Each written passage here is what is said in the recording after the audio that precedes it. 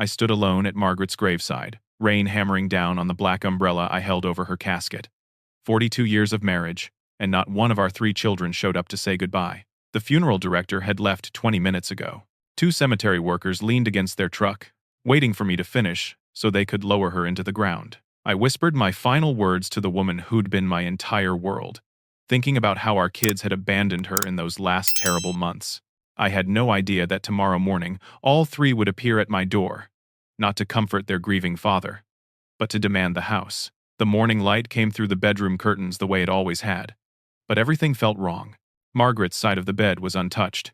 Pillows still arranged the way she liked them before the illness took even that small preference away. I dragged myself out of bed at dawn, body aching from standing in the rain yesterday, heart aching from something much deeper. The kitchen felt enormous without her. I made coffee in the machine we'd bought together 15 years back. When we remodeled this whole room, Margaret had wanted white cabinets. I'd wanted wood. We compromised on cream-colored ones that made her smile every morning. I poured a single cup and sat at the table, staring at her empty chair. The hallway leading to the living room was lined with photographs. Derek, at his high school graduation, serious and proud. Christine in her wedding dress, radiant and hopeful. Bradley holding his college diploma, grinning like he'd conquered the world. Baby pictures, birthday parties, family camping trips to Crater Lake. All those years when we were actually a family, before money and status and busy schedules turned my children into strangers. I was lost in those memories when I heard the first car pull into the driveway. The engine had that expensive purr that new luxury vehicles make. I glanced at the clock on the mantel. 9 o'clock in the morning, less than 24 hours since I'd watched them lower Margaret into the ground. Through the front window, I watched my oldest son Derek step out of a black SUV that probably cost more than I'd made in a year when I was running my construction business. He wore a charcoal business suit, the kind with sharp lines that made him look like he'd walked out of a corporate magazine. He didn't look at the house with any nostalgia or emotion. He looked at it the way I'd seen real estate investors look at properties they wanted to flip. 5 minutes later, Christine arrived in a silver sedan that gleamed even in the overcast morning light. She was dressed in designer clothes, her hair styled perfectly, makeup flawless. She looked like she was heading to a business lunch, not visiting her widowed father the day after her mother's funeral. Bradley pulled up last in a sports car that rumbled loud enough to wake the neighbors. He looked uncomfortable in his expensive casual clothes, kept glancing at his siblings like he wasn't sure he wanted to be there. At least he had the decency to seem uncertain. I opened the door before they could knock. They filed in one by one, barely looking at me. No hugs, no asking how I was holding up. Derek walked straight into the living room like he owned it. Christine followed, her heels clicking on the hardwood floors Margaret and I had refinished ourselves 10 years ago. Bradley hung back near the doorway. Derek turned to face me, hands in his pockets. Dad, we need to talk about the estate. Estate. Like this house was some kind of business asset instead of the home where I'd raised them, where their mother had lived and loved, and finally lost herself to a disease that stole her piece by piece. Can I get anyone coffee? I asked, trying to inject some normalcy into this surreal moment. We're fine, Christine said, though she said it to Derek, not to me. We spoke with a lawyer yesterday. Yesterday, while I was standing alone in the rain saying goodbye to their mother. They were meeting with a lawyer. Derek cleared his throat. We know this is difficult, but we need to discuss practical matters. The will, the house, the assets. They walked through the living room like they were appraising it. Christine pointed at the antique hutch Margaret had inherited from her grandmother. I'd like that, she said. Derek nodded at the leather recliner where I spent every evening. That could go to my den. Bradley said nothing, just looked increasingly miserable. I felt something cold settle in my chest. You didn't come to the funeral. Derek barely paused. We were busy, Dad. We sent flowers. Flowers. $42 worth of roses that arrived at the funeral home with a generic card that said, "In sympathy," because they couldn't be bothered to write a personal message. Your mother would have wanted you there, I said quietly. Christine's voice had that patient tone people use when they're humoring someone. Mom would understand. She always understood. That was true. In the worst possible way. Margaret always understood, always forgave, always made excuses for them when they disappointed us. And they'd learn to count on that infinite well of understanding, never realizing it was costing her pieces of her heart every single time. I tried to find my anger, but all I felt was tired. I need time to grieve. Derek's jaw tightened. We need to settle this now, Dad. The real estate market is strong. If we list the house in the next few weeks, we can capitalize on spring buying season. The longer we wait, the more complicated things get. We. Like it was a joint decision. Like the house where Id lived for 37 years was somehow already theirs to sell. Christine pulled papers from her expensive leather purse. Our lawyer looked over everything. Mom's will divides the estate 3 ways. We just need your signature on some preliminary documents to start the process. I looked at the papers she held out. They were generic estate planning forms, the kind you could download from the internet. Not Margaret's actual will. Not anything that had been filed with the probate court. Have you actually seen your mother's will? I asked. Derek frowned. The lawyer explained how these things work. Standard division of assets among surviving children. Bradley finally spoke up, his voice uncertain. Did Mom actually say that? Did you read the actual will? Derek snapped at him. Don't start, Bradley. This is hard enough without you questioning everything. Christine shot Bradley, a look that could have frozen water. We know what we're doing. Dad, if you could just sign here and here, we can move forward. Something in their certainty made me pause. They were so sure of themselves, so confident that Margaret had left everything to them in neat, equal portions. They'd built entire plans around assumptions, never bothering to check if those assumptions were true. I thought about the day 6 months ago when Margaret had a moment of clarity, one of the last before the disease took her ability to plan and reason. Shed cried in my arms and told me she knew the children had abandoned us. Shed made me promise to meet with her attorney, Helen Cartwright. Wed spent hours in Helen's office, Margaret very specific about her wishes, her mind sharp as a blade for those few precious hours. Come back in 3 days, I said. After the official will, reading with Margaret's attorney? Derek's face reddened. That's not necessary. We can handle this within the family. 3 days, I repeated. Helen Cartwright's office. She has the actual will, witnessed and notarized. If you want to know what your mother left you, you'll show up for that. Christine looked like she wanted to argue, but something in my tone must have convinced her I wouldn't budge. They exchanged glances, some silent sibling communication I wasn't part of. Fine, Derek said, but this is a waste of time. The outcome is obvious. They left the way they'd arrived. No goodbye hugs. No asking if I needed anything. No acknowledgement that I'd just lost my wife of 4 decades and might be struggling. Their cars pulled away one by one, expensive engines fading into the distance. I sat in the silence they left behind and thought about the envelope Helen had given me, marked for Ethan, to read before the will reading. It was still sealed, sitting in the drawer of Margaret's nightstand. I'd been too afraid to open it, too raw to face whatever final words Shed left for me. But now, watching my children's taillights disappear down the street, I knew it was time. I climbed the stairs to our bedroom, each step heavy with memories. The upstairs hallway still smelled faintly of the lavender lotion Margaret used every night before bed. I'd probably smell that scent for the rest of my life in this house, a ghost of her presence that would haunt me in the gentlest possible way. Her nightstand drawer opened smoothly. Inside was the envelope, along with a small key I recognized. The key to our safety deposit box at the bank. Margaret had insisted we go together 3 months ago, during one of her last good days.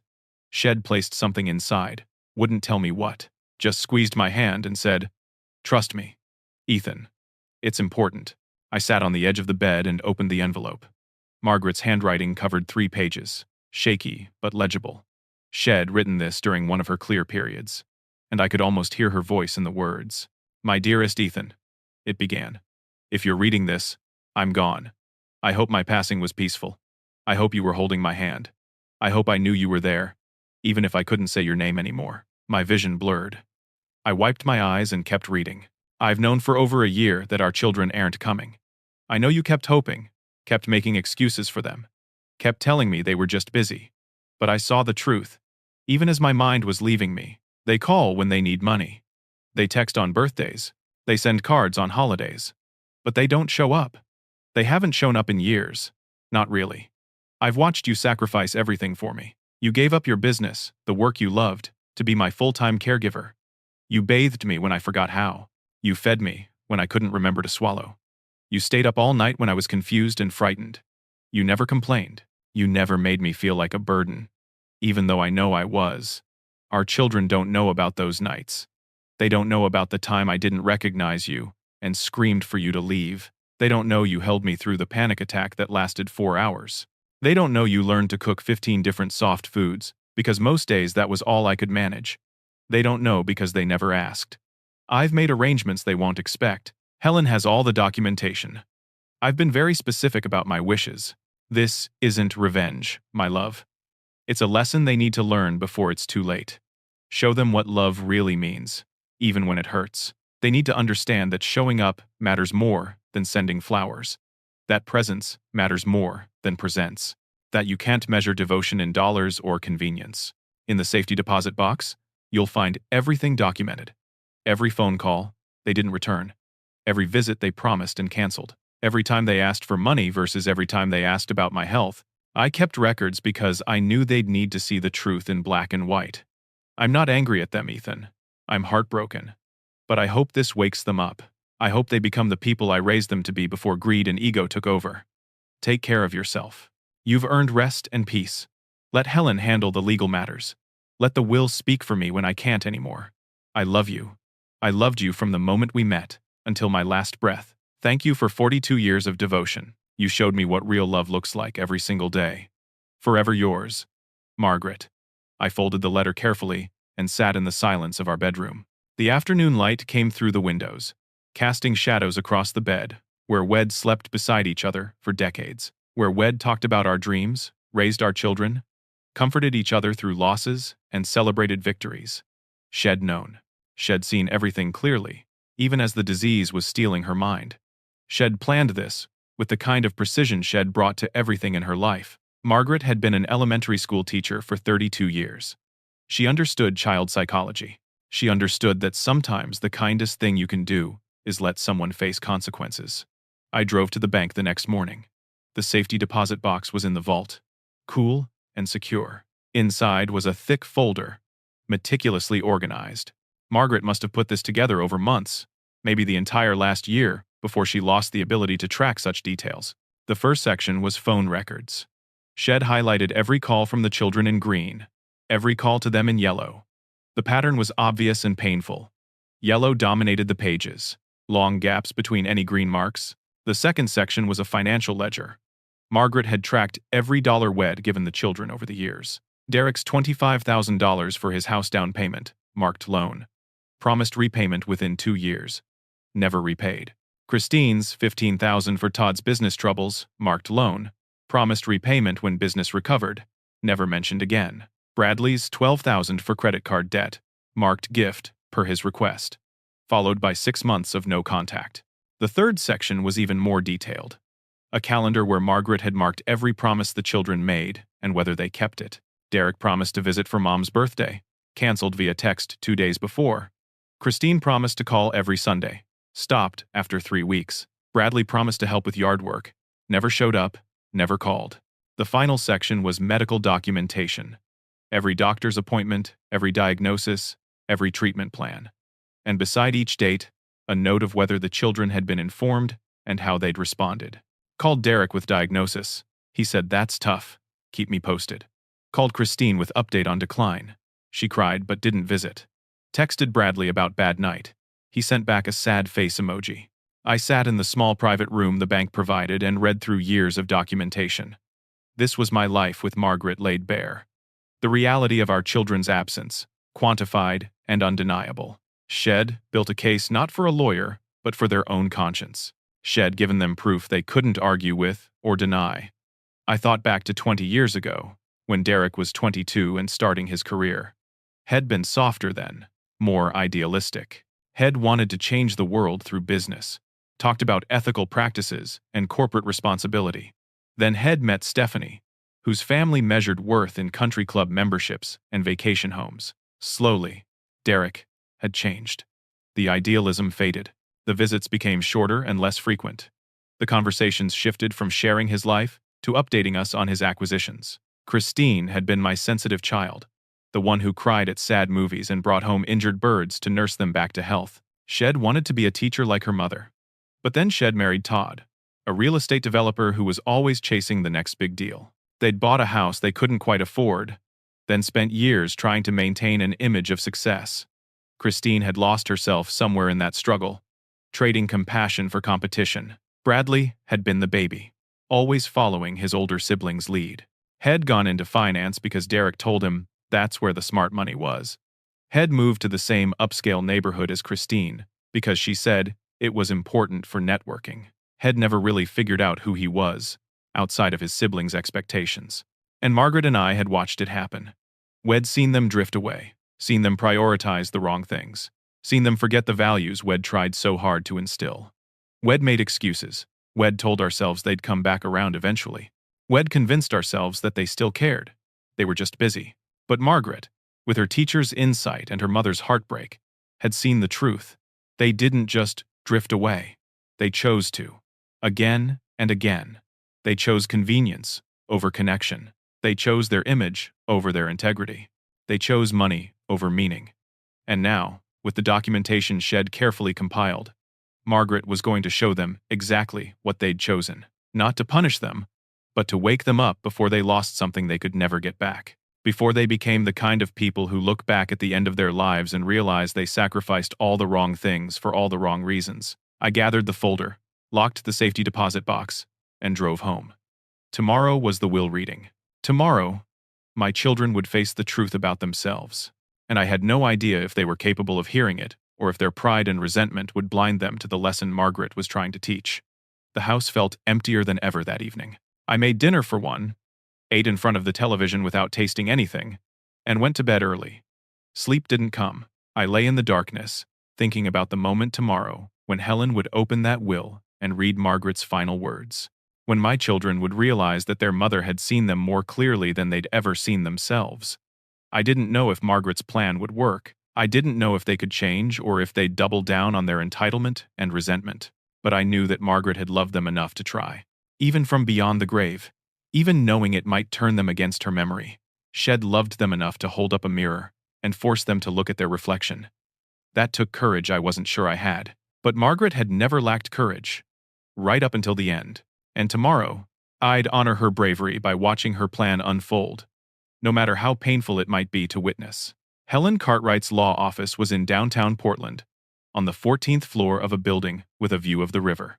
It'd been here before. Many times over the 20 years Helen had handled our legal matters.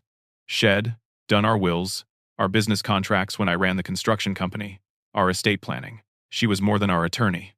She was our friend. The waiting room had soft leather chairs and quiet instrumental music playing through hidden speakers. Everything was designed to be calming, professional, dignified. But there was no calming the tension that filled the space when my children arrived. Derek came first. Stephanie beside him in a navy suit that probably cost more than the furniture in my living room. He nodded at me tersely, took seats across the room rather than next to me. The message was clear. We were adversaries now, not family. Christine arrived with Todd, who wore jeans and a sport coat, his cologne so strong I could smell it from 15 feet away. She looked nervous, kept checking her phone, bouncing her knee. Some instinct must have been telling her that this wasn't going to go the way Shed assumed. Bradley came last, and actually sat next to me. He looked terrible, like he hadn't slept in days. "Dad," he said quietly, and I heard genuine worry in his voice. Not about the money. About me. You doing okay? It was the first time any of them had actually asked.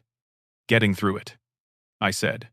Helen's assistant came out and led us to the conference room. Large table, comfortable chairs, a wall of windows showing the city below. Helen sat at the head of the table, a folder in front of her. She was in her late 50s, gray hair pulled back, sharp eyes that missed nothing. "Thank you all for coming," she said. "I know this is difficult. Let's begin." She opened the folder and started with the standard legal language. The state, the county, the declaration that Margaret was of sound mind when this will was executed. Derek shifted impatiently. Christine gripped Todd's hand. Stephanie stared at Helen with the intensity of someone calculating numbers. Then Helen got to the specifics. Regarding bank accounts and savings, the joint account held with Ethan remains with Ethan, totaling $78,000. Derek relaxed slightly. That was expected. Margaret's separate teaching pension fund and personal savings, totaling $142,000, are designated as follows. Christine sat forward. Derek's eyes focused, with laser precision. Here it was, the division of assets they'd been waiting for. Probably expecting $47,000 each, Maybe some variation based on need or birth order. Helen continued, her voice steady and professional. To her son Derek, Margaret leaves the following. The $25,000 he borrowed 15 years ago for his house down payment, documented as a loan, with promised repayment within 2 years. This debt is hereby forgiven. However, as the loan was repaid in forgiveness rather than currency, Derek is bequeathed no additional funds from the estate. His inheritance totals $0 beyond the forgiven debt. The room went absolutely silent. Derek's face went from confused to red in about 3 seconds. Helen didn't pause. To her daughter Christine, Margaret leaves the following. The $15,000 she borrowed 12 years ago during her husband's business difficulties, documented as a loan with promised repayment upon business recovery. This debt is hereby forgiven. However, as the loan was repaid in forgiveness rather than currency, Christine is bequeathed no additional funds from the estate. Her inheritance totals $0 beyond the forgiven debt. Christine's hand went to her mouth. Todd looked like someone had slapped him. To her son Bradley, Margaret leaves the following. The $12,000 he borrowed 10 years ago for credit card debt, documented as a loan with promised repayment within 1 year. This debt is hereby forgiven. However, as the loan was repaid in forgiveness rather than currency, Bradley is bequeathed no additional funds from the estate. His inheritance totals $0 beyond the forgiven debt. Bradley closed his eyes.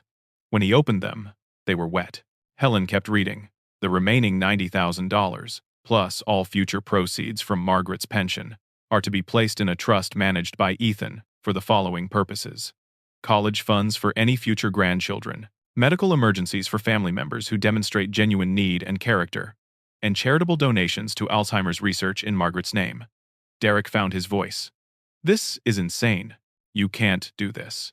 Helen looked at him calmly. Actually, Mrs. Westwood was completely within her rights. She was evaluated by 2 separate physicians who certified her mental competency at the time this will was executed. I have their statements notarized and filed with the probate court. She knew exactly what she was doing. She was sick, Derek protested. The Alzheimer's had affected her judgment. The medical evaluations prove otherwise. This will was executed 7 months ago, during a period of lucidity that lasted several days. Margaret was sharp, focused, and very specific about her intentions. Christine was crying now. Mom wouldn't do this. She loved us. Helen's expression softened slightly. She did love you. That's precisely why she did this. She continued reading. Regarding the family home located at 421 Maple Street, this property is held jointly by Ethan and Margaret. Upon Margaret's death, full ownership transfers to Ethan. Upon Ethan's death, the home is to be sold, and all proceeds donated to the Alzheimer's Association of Oregon. The color drained from Derek's face. The house goes to charity? Not to her children. That is correct. Stephanie stood up. This is absurd. We're going to contest this. No court will uphold such a vindictive will. Helen pulled out another document. You're certainly welcome to try. However, I should inform you that Margaret included a specific clause regarding contestation. Any heir who files to contest this will receive the following consequence. Documentation of their respective loans will be submitted to the Internal Revenue Service, reclassified as taxable income rather than loans, with penalties and interest calculated from the original date of receipt. Margaret kept meticulous records. Derek, your tax liability would be approximately $38,000. Christine, yours would be approximately $22,000. Bradley, yours would be approximately $17,000.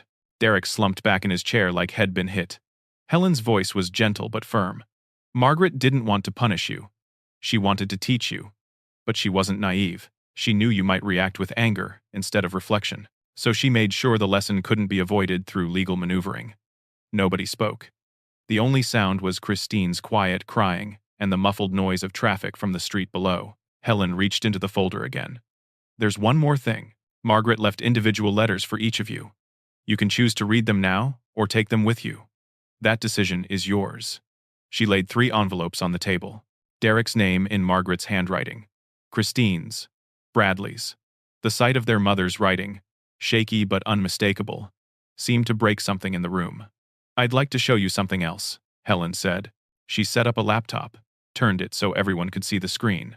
Margaret recorded this 6 months ago, during one of her clear periods. She wanted you to hear this in her own words. She pressed play. Margaret appeared on the screen. She was sitting in her favorite chair in our living room, the one by the window where she used to grade papers and read books. She looked thin, fragile, her hair gray and wispy, but her eyes were clear and focused in a way they hadn't been for months, before or after that filming. "Derek, Christine, Bradley," she began.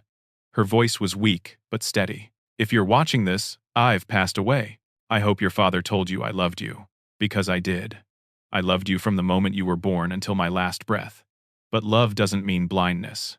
Derek stared at the screen, jaw clenched. "Derek, you borrowed $25,000 14 years ago.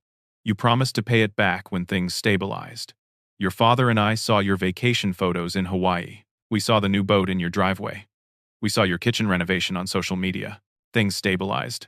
You just had better ways to spend money than repaying your parents."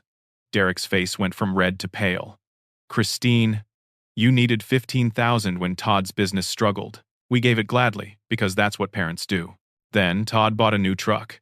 Then you renovated your pool. You posted pictures. Talked about your home improvements. Never mentioned the money again. When I called to tell you about my diagnosis, you cried. You said you'd visit next month. That was 18 months ago. Next month never came." Christine was sobbing now, her hands over her face. "Bradley, you're my youngest. You always followed your siblings' lead, even when they led you wrong. 12,000 for credit card debt. Your father worked extra weekend jobs that month to help you. You sent a thank you text. That was the last we heard from you for 6 months." Bradley wiped his eyes with the back of his hand. Margaret continued, her voice growing stronger. "When I got sick, I waited.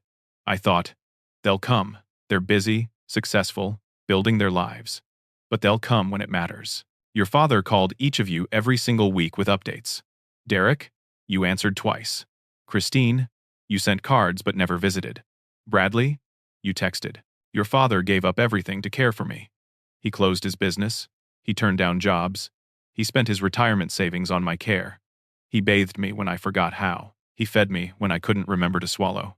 He held me when I woke up screaming because I didn't recognize our bedroom. He read to me every night, even after I stopped understanding the words. He never complained. Not once. I remember everything up until 6 months ago. I remember every phone call you didn't make, every visit you didn't plan, every promise you broke, every time your father needed help and you were too busy." The screen version of Margaret leaned forward slightly, as if looking directly at each of her children. "This isn't punishment. This is a lesson. Money isn't love. Showing up is love. Sacrifice is love. Your father showed me what love looks like every single day of my illness. The money I'm leaving in trust isn't for you, because you don't need another handout. You need a wake-up call. It's for the grandchildren I may never meet, so they can learn different values than you've shown. It's for people who genuinely need help, not people who want upgrades to their lifestyle. The house isn't yours because you didn't help keep it a home. Home is where you show up. You didn't. I'm not angry. I'm heartbroken. But I hope this teaches you something before it's too late. Your father is 65 years old. He won't live forever. When he's gone, you'll have nothing left but regret and the memory of your absence. You can change. You can learn. You can become the people I raised you to be. But that's your choice now. I can't make it for you. I can only show you what you've become and hope you decide to be better. I love you. I always will. But love sometimes means letting people feel the consequences of their choices. Take care of your father, as the best man I ever knew." The video ended. The screen went dark. Nobody moved. The silence in that conference room was the heaviest thing it ever felt. Heavier than the casket. It watched them lower into the ground. Heavier than all the nights it held Margaret while she forgot who I was. Helen closed the laptop quietly. "The letters are here, when you're ready. My office will handle all the probate paperwork. Ethan doesn't need to do anything, except sign a few documents. The trust will be established within 30 days. She stood, gathering her materials. "I'll give you all some time alone." But before she left, she looked at my children with something like pity. "Your mother didn't do this to hurt you. She did it because she believed you could still be saved from yourselves. I hope she was right." Then we were alone. The 5 of us and 3 unopened letters from a dead woman who'd loved her children enough to break their hearts. Nobody moved for a long time. The conference room felt like a tomb, sealed and airless. Through the windows, Portland went about its business. Cars moved on the streets below. People walked to lunch meetings. Life continued for everyone who wasn't sitting at this table. Finally, Stephanie stood up. Her chair scraped against the floor, breaking the silence.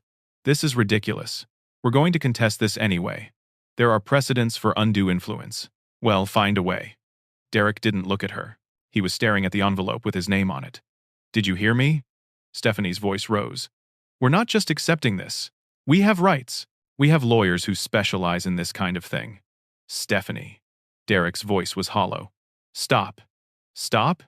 Your mother just cut you out of everything because you were busy building a career, because you had a life. That's not fair and you know it. Derek finally looked at her. Go home. What? I said go home. I'll call you later. Something in his tone made even Stephanie back down. She grabbed her purse, shot me a look that could have curdled milk, and left. Her heels clicked sharply down the hallway. Todd was watching Christine cry. He looked uncomfortable, out of his depth. Baby, we should go. You don't need to deal with this right now. Christine shook her head. I need to read it. You don't. It's just going to upset you more. Your mom was sick. This isn't really her talking. You weren't there. Christine's voice was barely a whisper. When she called to tell me about the diagnosis, I heard it in her voice. She was scared, and she needed me, and I promised I'd come. And then I didn't. For 18 months. I didn't. You had things going on. The business, the house, your own health issues. You couldn't just drop everything. Christine looked at him with eyes full of tears. Yes, I could have. That's the truth. I don't want to face. I could have come. I just didn't want to see her like that. I was too weak to handle it, so I let Dad handle everything. I let an old man carry the entire burden because I was too scared and too selfish. Todd opened his mouth, closed it, tried again. Chris, you're being too hard on yourself. Am I? Or have I been too easy on myself for years? She reached for the envelope with her name. Go home, Todd. Please. He hesitated, then nodded. He squeezed her shoulder and left, leaving the four of us. Derek, Christine, Bradley, and me. Bradley picked up his envelope. His hands were shaking. I'm going to read mine. I need to know what she said. He opened it carefully, like it might shatter. Inside were 2 pages, covered in Margaret's handwriting. He read silently, tears streaming down his face. When he finished, he folded the letter carefully and looked at me. I'm sorry, Dad. I'm so sorry. What did she say? Christine asked. Bradley's voice broke. She wrote about teaching me to ride a bike. How patient she was. Running beside me for hours until I got it. How proud she was when I finally did it on my own. Then she wrote about watching me fall as an adult and not being there to run beside me anymore. She said I'd learn to chase money like I used to chase balance. But I forgot what the point was. She said it's not too late to remember who I was before I got lost. He put his head in his hands. She was right. I don't even recognize myself anymore. I work 80 hours a week at a job I hate, buying things I don't need, trying to impress people I don't even like. And while I was doing that, my mother was dying, and my father was drowning, and I sent text messages because it was easier than showing up. Christine opened her letter next. She read it slowly, her tears falling onto the pages. When she finished, she pressed the letter to her chest. She said, I used to cry when I saw hurt animals, that I wanted to fix everything that was broken. She asked, when I stopped having that compassion, when I decided that image was more important than integrity. She said she watched me choose the pool renovation over visiting her and she knew I'd made that choice consciously. She said she wasn't mad. She was just sad because Shed raised me to be better than that. Christine looked at me with devastation in her eyes. I did choose the pool, Dad. We didn't need it. It was a status thing, keeping up with the neighborhood, and I chose it over visiting my dying mother. What kind of person does that make me? A human one, I said quietly. One who made bad choices. But choices can change. Derek hadn't touched his envelope. He sat staring at it like it was a coiled snake. Aren't you going to read it? Bradley asked. I don't need to. I know what it says. How could you possibly know? Derek's laugh was bitter. Because I know what Yves become. I don't need Mom's letter to tell me I'm an asshole who cares more about his portfolio than his parents. Then why won't you read it? Because it'll make it real. As long as I don't read it, I can tell myself she was confused or angry or being manipulated. But if I read it, and she's clear and lucid and right about everything, then I have to face it. I have to face what I am. Christine stood up and walked to Derek. She put her hand on his shoulder. We all have to face it. That's the point. She didn't do this to destroy us. She did it so we'd see what we'd become before it was too late to change. Derek picked up the envelope with shaking hands. He opened it and pulled out 3 pages, more than Bradley or Christine had received. He read silently, his expression moving from defensive to broken. When he finished, he carefully folded the pages and put them in his jacket pocket. She wrote about the boy I used to be. The one who wanted to build houses like Dad, who thought business should help people, not just make money. She wrote about watching me change, watching me get harder and colder and further from that boy. She said she understood pressure and fear, that she knew I was scared of failing, of not being enough. But she said fear isn't an excuse for cruelty or absence. He paused, his voice cracking. She ended by saying, "I'm still that boy who built the birdhouse with Dad in the garage. That is still inside me somewhere." She said she hoped I'd find him again before it was too late. Derek wiped his eyes roughly. "I don't know if that boy still exists. I think I killed him years ago, trying to be successful. Maybe he's just buried," I said. "Not dead." Derek looked at me, really looked at me, for the first time in years, not through me or past me, but at me. "How can you not hate us? How can you sit here and not want to destroy us the way we destroyed you? Because your mother didn't raise me to hate. She raised you not to hate either. Maybe you forgot that lesson along with the others, but it's not gone forever." Derek stood up abruptly. "I need to go. I need to think." He walked to the door, then stopped. Without turning around, he said, "I'm sorry I wasn't there when she died. I'm sorry I wasn't there for any of it. I'm sorry I failed you both." Then he left. Christine gathered her letter. "I need to go too. But Dad, can I come by this weekend? Not to talk about the house or money. Just to talk." "Of course." Bradley waited until Christine left. Then he moved to the chair next to mine. "What do we do now? We live with it. We learn from it. We do better. Can we? Can people really change this much?"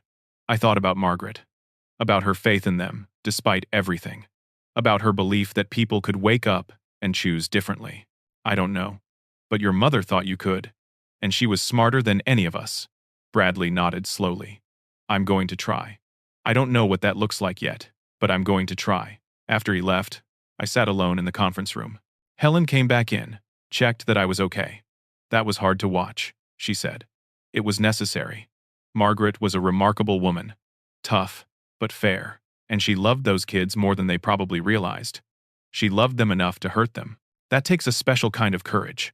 Helen packed up the laptop and the will documents. "The trust will be ready in a few weeks. We'll need to meet to discuss the administration details. But take some time first. Let this settle." I drove home through afternoon traffic, thinking about the look on Derek's face when he read Margaret's letter, the way Christine had pressed hers to her chest, the way Bradley had cried, reading about riding his bike. Margaret had reached them, from beyond death, through carefully chosen words and painful truths, shed cracked through the shells they'd built around themselves. Whether those cracks would grow into real change or seal back over, I didn't know. But the lesson had been delivered. The mirror had been held up. Now, it was up to them to decide what they'd do with what they saw. The house was quiet when I got home. I made a sandwich I didn't eat and sat in the living room as evening came on. I didn't turn on the television. The silence felt important somehow, like I needed to sit with what had happened today. My phone rang around 8 o'clock. "Bradley, Dad, can I come over tomorrow? I know it's short notice, but I need to talk to you."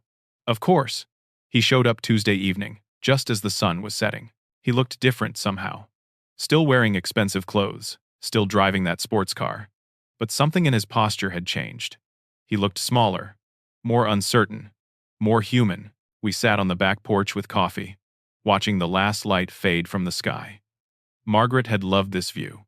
She'd planted the garden herself, spent hours out here pulling weeds and pruning roses. "I quit my job today," Bradley said. "That's a big decision. It was an easy one. I've been miserable for 3 years, making great money, hating every minute. I told myself I'd quit once. I hit a certain number in savings. But the number kept moving. There was always one more promotion, one more bonus, One more reason to stay. He stared into his coffee.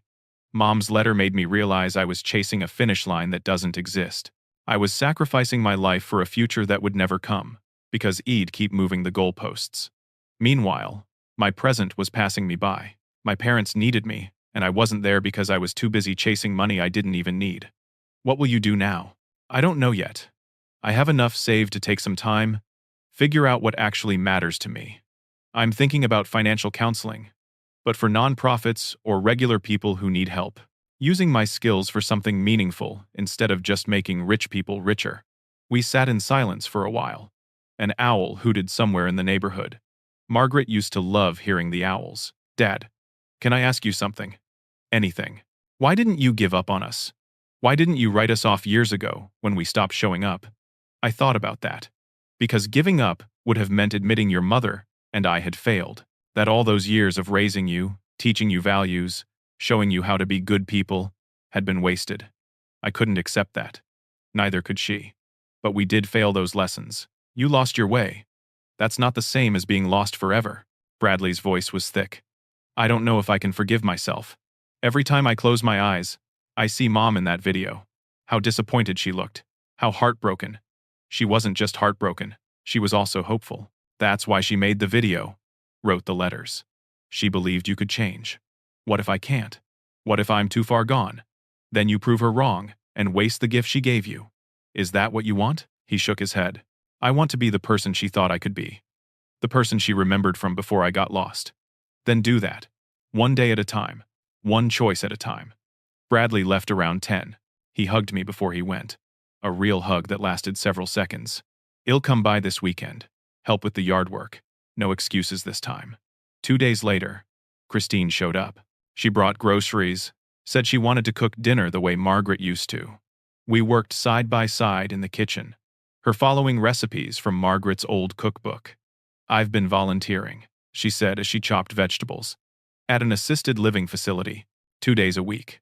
That's good. It's hard. Really hard. I see people like Mom was confused and scared and forgotten by their families. It breaks my heart every time, but I keep going back because I need to feel it. I need to remember what I avoided, what Dad carried alone. She paused, knife in hand. There's this woman there, Gloria. She has late-stage Alzheimer's. Her family hasn't visited in 8 months. I sit with her on Saturdays. She doesn't know who I am. Half the time she thinks I'm her daughter. I don't correct her. I just hold her hand and let her talk about memories that might not be real anymore. Your mother would be proud of that. Christine's eyes filled with tears. I'm doing it for Mom. For me. For Gloria. For all the times I should have been there and wasn't. It doesn't fix anything, but at least I'm showing up now. Over dinner, she told me about her marriage. How Todd didn't understand her changes, thought she was punishing herself unnecessarily. How they were in counseling, trying to find a way forward. Hez not a bad person, she said. But he doesn't get it. He thinks Mom was cruel. He doesn't see that she was trying to save us from ourselves. Some people can't see that kind of love. They think love is always soft and easy. But real love is sometimes hard. Sometimes it's tough and uncomfortable and painful. Yes, she stayed until late, helped me clean up, made me promise to call if I needed anything. I mean it, Dad. Anything. Middle of the night, doesn't matter. I'm here now. A week went by. Then 2. Bradley came every Sunday, just like Head promised. He fixed the leaky faucet in the upstairs bathroom, replaced a section of fence in the backyard, helped me clean out the garage. We didn't talk much while we worked. We didn't need to.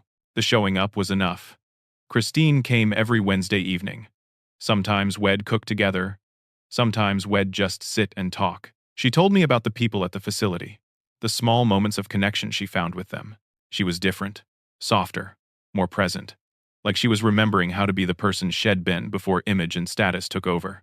Derek didn't call, didn't visit. I heard through Christine that he and Stephanie were separated, that Head lost his job, that things had fallen apart rapidly once the facade cracked. I wanted to reach out, but I also knew he needed to come to this on his own. Some lessons can't be forced. Some changes have to come from hitting bottom and deciding to climb back up.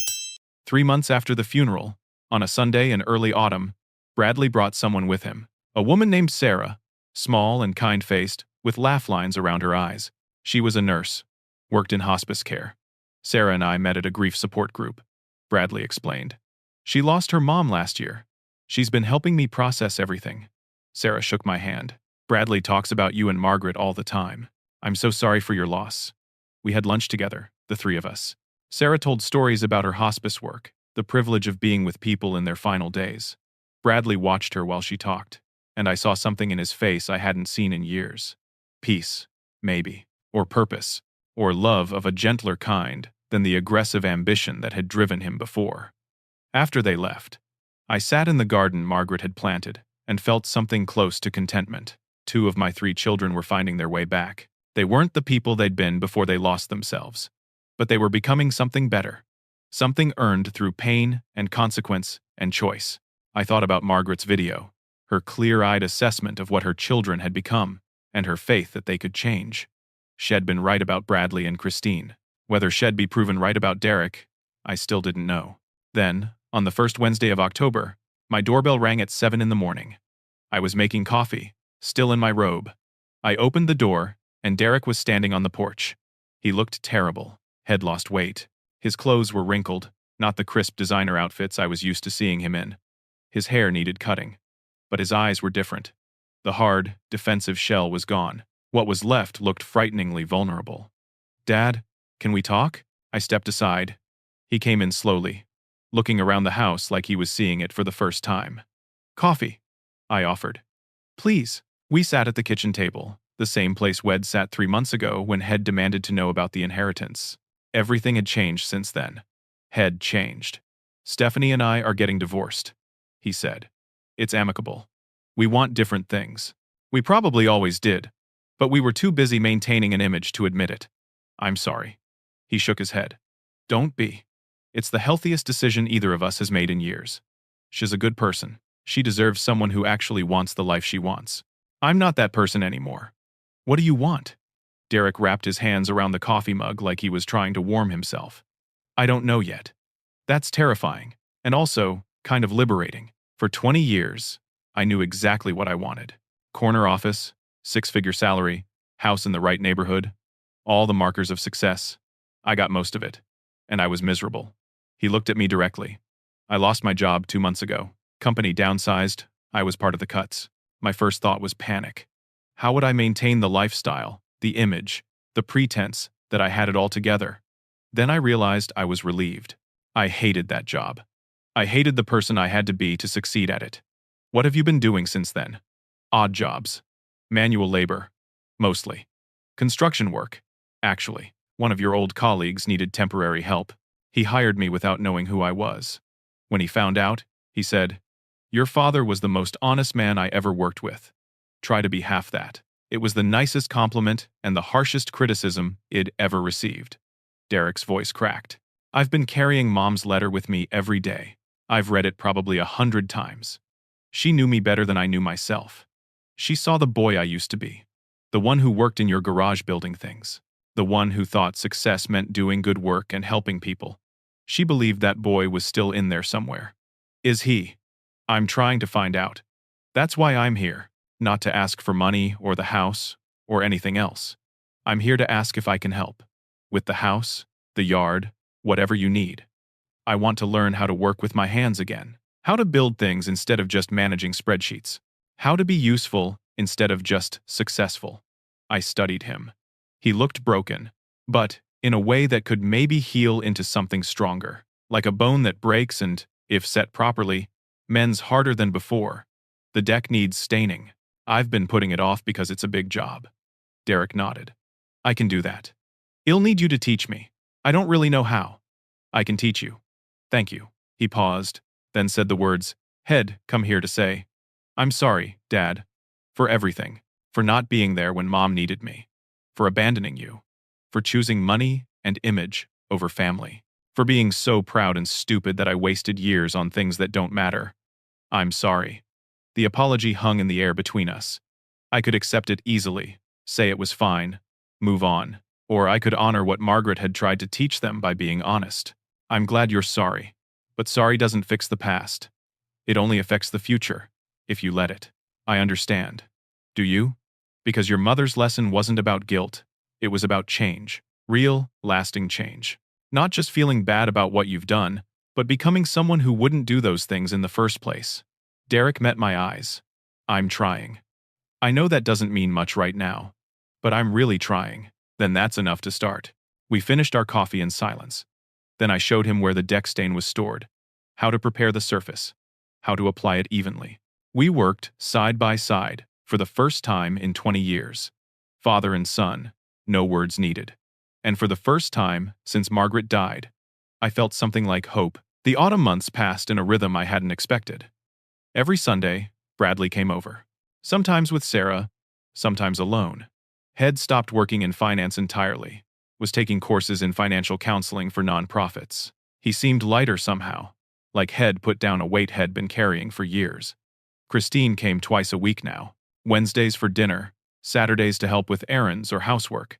Shed increased her volunteering to 4 days a week at the assisted living facility. Her marriage with Todd was still strained, but they were working on it. She told me she was thinking about going back to school, maybe for social work or counseling. I want to help people, she said one evening while we washed dishes. Actually help them. Not just write checks or volunteer a few hours to feel better about myself. Real, hands-on, helping. The way you helped Mom, your mother would be proud. I told her. I hope so. I hope somewhere she knows I'm trying to be better. Derek came by most weekdays. Had taken a job as a crew leader with my old colleague's construction company. He showed up in work boots and jeans, hands calloused from labor, looking more like the boy I remembered than the man had become. We worked on projects around the house together. He learned how to properly hang drywall, fix plumbing, frame a window, skills his grandfather had taught me, that Id tried to teach him before he decided building spreadsheets was more prestigious than building houses. One afternoon in late October, I came home from the grocery store to find all 3 of my children in the driveway. They'd clearly planned this without telling me. "What's going on?" I asked. Bradley grinned. "We have a surprise. We've been working on something together." They led me to the backyard. In the corner where Margaret's rose garden was, they'd built a bench. Beautiful, solid oak, clearly handmade. Derek had done the woodwork, Bradley had designed it, and Christine had carved an inscription into the backrest. I walked over to read it. The letters were simple, but elegant. Margaret Westwood, beloved wife, mother, teacher. She taught us that love means showing up. My throat tightened. I ran my hand over the smooth wood, the careful joinery, the love that had gone into every detail. "We wanted to put it by her grave," Christine said softly.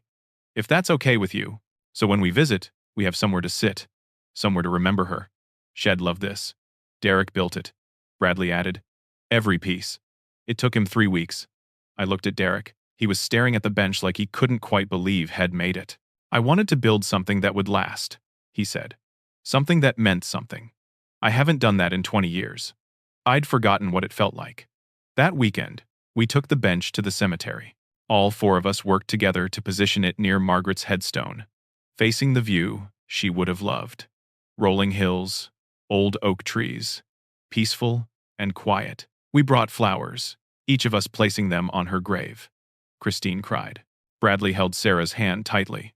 Derek stood with his shoulders straight, his eyes wet but clear. "I wish she could see this," Christine whispered. "Maybe she can," I said. "Maybe she knows."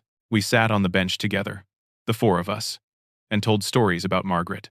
Funny ones, sad ones, all the memories let gather dust while we were too busy with our important lives. Derek talked about the time Margaret drove 2 hours in a snowstorm to pick him up from college when his car broke down. Christine remembered Margaret sitting up all night with her when she had pneumonia in 3rd grade. Bradley recalled Margaret teaching him to bake cookies, letting him eat half the dough despite the eggs. "She was always there," Bradley said. "We got so used to her being there that we forgot it was a choice. She chose us. Every single day, and we stopped choosing her. But she gave us a chance to choose differently," Christine added. "That was the gift. The will, the letters, the video. She gave us a chance to wake up and choose better." Derek was quiet for a long time. Then he said, "I read her letter again this morning. The part where she talks about the boy who built the birdhouse. I went up to the attic yesterday, found that birdhouse in a box. It's crude, the measurements are off, the paint is sloppy, but I remember building it. I remember how patient Dad was, teaching me to measure twice and cut once. How proud I felt when we hung it in the backyard. He turned to me. Do you remember what you said when I finished it? I said you were a natural builder. You said, Derek, you've got good hands and a good heart. Those two things together can build anything worth having. I've thought about that a lot lately. I spent 20 years building a career and a life with good hands, but a closed heart. Everything I built was hollow because I'd forgotten the second part of what you taught me. It's not too late to remember, I said. We sat on that bench as the afternoon faded into evening, my 3 children and me, talking about the woman we'd all loved and lost. The woman who'd seen them more clearly than they'd seen themselves and had loved them enough to force them to look in the mirror. Before we left, Derek pulled out his phone and took a picture of the bench. I'm going to keep this, to remember what I'm capable of when I build with both hands and heart. Thanksgiving came. For the first time in 10 years, all 3 children came to dinner. Sarah came with Bradley. Derek came alone, still adjusting to his divorce. Christine brought Todd, who was trying hard to understand the changes in his wife. I cooked the turkey the way Margaret used to. Christine made her mother's stuffing recipe. Bradley brought pies from the bakery where Margaret used to buy our Christmas desserts. Derek brought the photo albums from his attic, the ones Head rediscovered, while looking for the birdhouse. We spent the afternoon looking through pictures, baby photos, awkward teenage years, graduations, weddings, a visual history of a family that had lost its way and was slowly finding it again. Look at us, Christine said, pointing at a picture from 20 years ago. Christmas morning, everyone in pajamas, laughing at something off camera. We looked so happy. We were happy, Bradley said. Before we got complicated. Before we forgot what mattered, Derek added. I looked at that picture. At the young parents Margaret and I had been. At the children who still knew how to be present. We can't go back to that. Those people are gone. But we can be something new, Christine said. Something better, maybe. We know more now. We've learned harder lessons. Mom's last lesson, Derek said quietly. The hardest one. After dinner, we walked to the cemetery together. It was cold, getting dark early. We stood around Margaret's grave, around the bench Derek had built, and each of us said something we were thankful for. Christine. I'm thankful for second chances. Bradley. I'm thankful for painful truths that lead to better lives. Derek. I'm thankful for a mother who loved me enough to hurt me so I could heal. Me. I'm thankful for 42 years with the best woman I ever knew, and for children who are finally becoming the people she always believed they could be.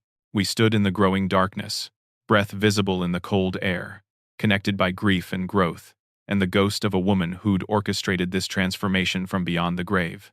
The holidays came and went. My children showed up for all of them. Real showing up. Not obligatory appearances. They brought genuine presence, honest conversation, helping hands. The house that had felt so empty after Margaret died began to feel alive again. Not the way it had been, but in a new way. Quieter, more intentional, more real. I used Margaret's trust fund the way Shed intended. I donated to Alzheimer's research, established the scholarship at her school, helped fund a support group for caregivers. Bradley helped me manage it, using his financial skills for something meaningful. Christine volunteered to speak to caregiver groups about her regrets and her growth, turning her pain into something that could help others avoid her mistakes.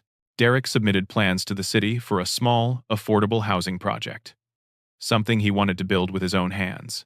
Head partnered with a nonprofit, was working for a fraction of what he used to make, and seemed happier than I'd ever seen him. One evening in March, 6 months after Margaret's death, I sat in the living room reading.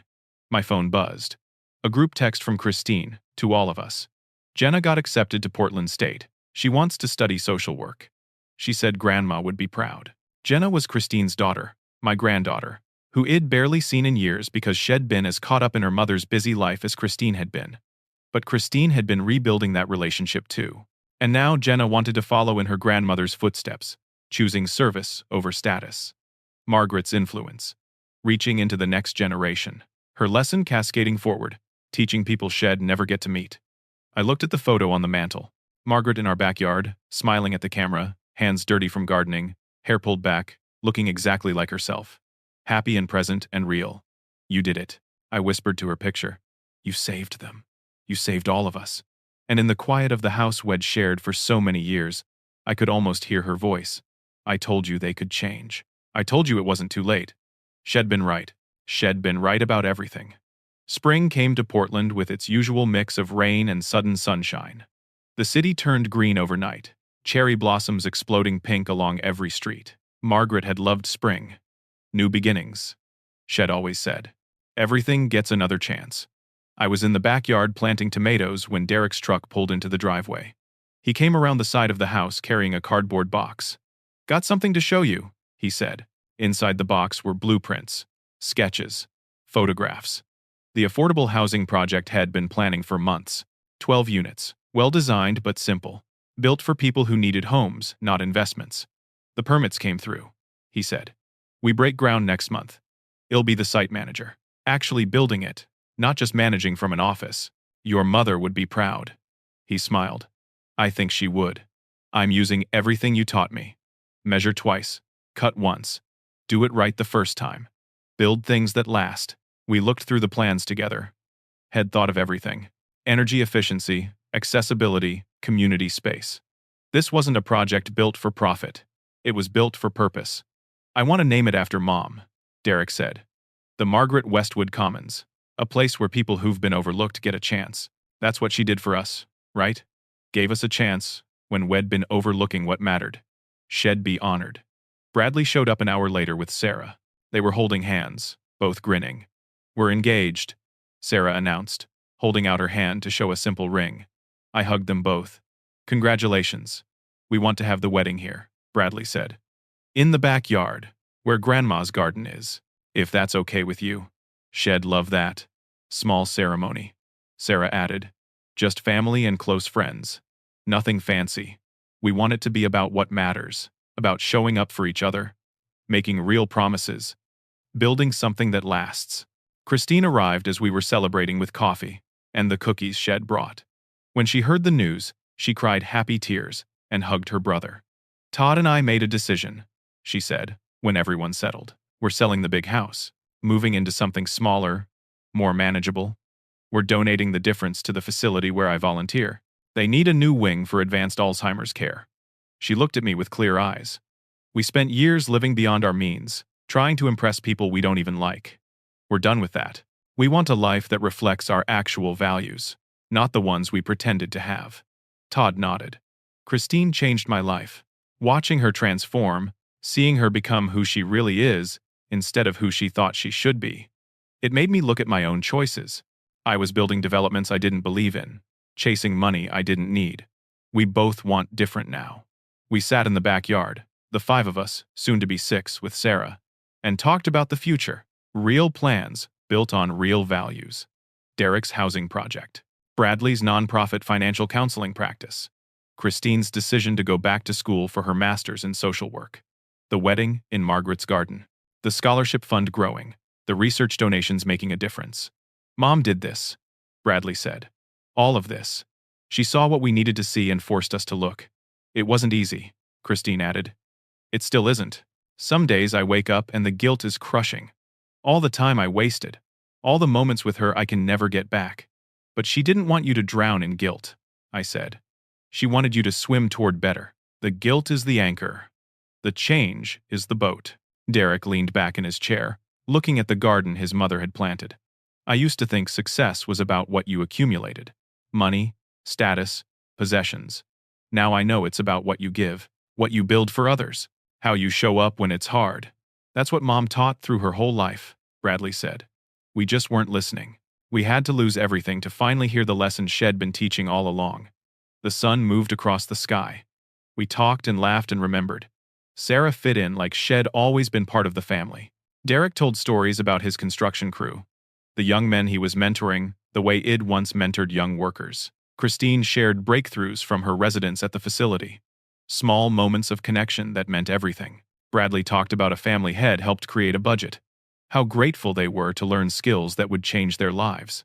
They were different people than they'd been 6 months ago. Not perfect. Still learning, still making mistakes, still figuring out who they wanted to be. But they were trying. Really trying. Showing up. Making different choices. As evening approached and they prepared to leave, Derek pulled me aside. "I need to tell you something. When Stephanie and I were separating, dividing assets, I found out we were basically broke. The fancy house, the cars, the lifestyle, all debt. We'd been living on credit and pretense for years. When I lost my job, the whole house of cards collapsed. He paused. That's why I reacted so badly to Mom's will. I wasn't just greedy. I was desperate. I thought the inheritance would save me from my own bad choices. Instead, losing it saved me from myself. Your mother knew. How? She didn't know the specifics, but she knew you were drowning in something. She always knew when her children were hurting, even when you hid it from yourselves. Derek's eyes filled. I miss her. I miss her so much it physically hurts. And I hate that I only really understood how much I loved her after she was gone. She knew you loved her. She just also knew you'd forgotten how to show it. The will was her way of teaching you again. It worked. It broke me, but it worked. They all left as the sun set. I cleaned up the coffee cups and sat in Margaret's chair by the window, the one where she used to read and grade papers and watch the world go by.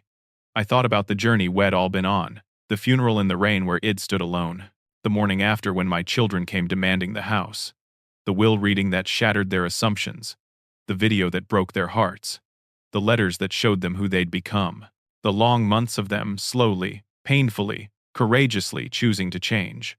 Margaret had orchestrated all of it. She'd seen the destination clearly, even when she couldn't see her own face in the mirror. She'd loved them enough to hurt them, to take away what they thought they wanted so they could find what they actually needed. She'd been a teacher for 32 years. Her final lesson had been her greatest, not taught in a classroom but delivered through a will, some letters, and a video. A lesson about values, about presence, about what really matters when everything else is stripped away. My children had learned it. They were still learning it. And through their learning, they were teaching their own children, their partners, the people they worked with and helped and showed up for. Margaret's influence rippled outward like waves, from a stone thrown in still water, reaching further than she'd ever know, touching lives she'd never meet, changing the world in small but profound ways. I looked at her photo on the mantle. You always said you wanted to make a difference, I told her. You always wanted your life to matter. Look what you did, Margaret. Look at what you changed. The house was quiet, but it wasn't empty anymore. It was full of memories and hope and the promise of better tomorrows, earned through hard lessons and honest change. I stood alone at Margaret's funeral, but I wasn't alone anymore. My children had come back, not for inheritance or obligation, but because they'd finally learned what their mother had tried to teach them their whole lives. Love means showing up. Success means giving more than you take. Family means presence, not presence. Home is where you choose to be, not where you happen to live. And sometimes the greatest gift you can give someone is the truth, even when the truth hurts. Margaret gave us all that gift. And we were better for it. Broken first, then healed stronger in the broken places. That's the real inheritance. That's what lasts. Not money or houses or material things, but wisdom earned through pain, growth achieved through humility, love proven through change. My children lost an inheritance that day in Helen's office. But they found something far more valuable. They found themselves again. They found each other. They found the meaning their mother had been trying to show them all along. And in losing everything they thought they wanted, they gained everything they actually needed. That was Margaret's final gift, her last lesson, her greatest act of love. She saved us all. Now, I want to ask you something. If you were in my children's position, facing a will that challenged everything you thought about yourself, would you have the courage to change? Or would you let pride and resentment keep you from the lesson? Think about the people in your life who show up for you, the ones who sacrifice without counting the cost. Are you showing up for them the same way? Are you choosing presence over convenience? Are you learning the lessons that the people who love you are trying to teach? Margaret's story ended with growth and healing. But that only happened because her children chose to listen, to change, to become better versions of themselves. We all face those choices. Every day we choose what matters, what we'll sacrifice for, who we'll show up for. Choose wisely. If this story touched your heart, if it made you think about your own relationships and choices, please share it. Like and subscribe to hear more stories about real people facing real challenges and finding their way to better lives. And leave a comment telling me about someone who showed up for you when it mattered. Let's honor the people who love us well, by telling their stories. Thank you for listening to Margaret's story, to my story, to our family's painful journey toward healing. May you have the courage to show up when it's hard. May you have the wisdom to hear the lessons that love tries to teach. And may you never take for granted the people who choose you every single day. Take care of each other. That's what matters most in the end.